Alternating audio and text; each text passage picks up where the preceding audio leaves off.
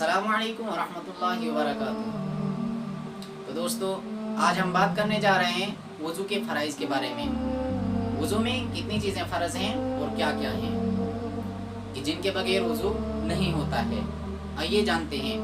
वज़ू में 4 चीज़ें फ़र्ज़ हैं। नंबर 1, चेहरा धोना। अब चेहरा धोना है, लेकिन इसकी एक हद है। वो हद क्या है वो भी जान लेते हैं। इसकी हद है पेशानी के बालों से लेकर, पेशानी कहते हैं इसे, इसको हम माथा भी कहते हैं, और पेशानी के बाल कहते हैं जो सर के बाल जहाँ से शुरू होते हैं, शुरू वाले जो ये हैं इनको कहते हैं पेशानी के बाल। तो पेशानी के बालों से लेकर थोड़ी के नीचे तक, थोड़ी कहते हैं इसे और थोड़ी के नीचे यहाँ तक। एक कान की लो से, चौड़ाई में एक कान की लो से, लो कहते हैं कान के इस नरम हिस्से को, दूसरे कान की लो तक पूरा चेहरा धोना, यह है फ़र्ज़ नंबर 1। नंबर 2 हो गया दोनों बाजू धोना कोहनियों समेत। कोहनी कहते हैं इसे, यह कोहनी और इसके समेत का मतलब है यहाँ तक, थोड़ा पीछे तक। पहले दायां बाजू, फिर उसके बाद बायां बाजू, ये भी यहाँ तक, कोहनी समेत। ये हो गए 2 फ़र्ज़। फिर तीसरा फ़र्ज़ है चौथाई सर का मस्सा करना। इसमें थोड़ा लोगों को पता नहीं होता है कि मस्सा कैसे करना है, तो इसको थोड़ा तफसील से जान लेंगे हम। मस्सा कहते हैं सर का मस्सा करना, लेकिन वो भी कितना होना चाहिए, चौथाई। चौथाई किसको कहते हैं, सर के हम 4 हिस्से करेंगे। हाथ से जब हम करते हैं तो 4 हिस्से बनते हैं तकरीबन, हाथ से भी। ये हो गया एक हाथ, ये हो गया दूसरा, ये हो गया तीसरा, ये हो गया चौथा। 4 हिस्से बनते हैं सर के।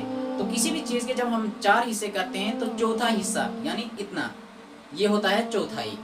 तो चौथाई सर का मस्सा करना यानी इतने सर का मस्सा करना, ये है फ़र्ज़। अब मस्सा करने का तरीका क्या है, थोड़ा इसको भी जान लेते हैं।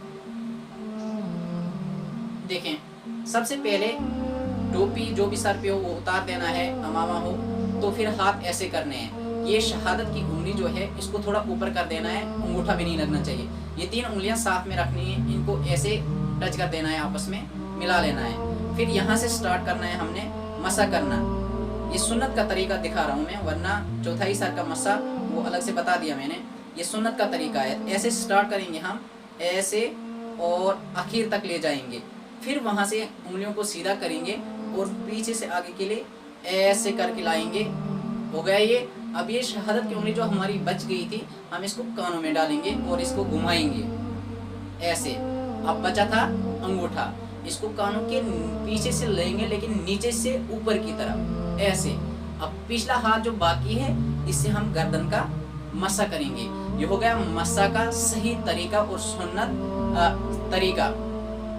इससे हमारी सुन्नत भी अदा हो जाएगी मस्सा में। मस्सा अगर सुन्नत पूरी करनी हो तो इस तरह से मस्सा करते हैं।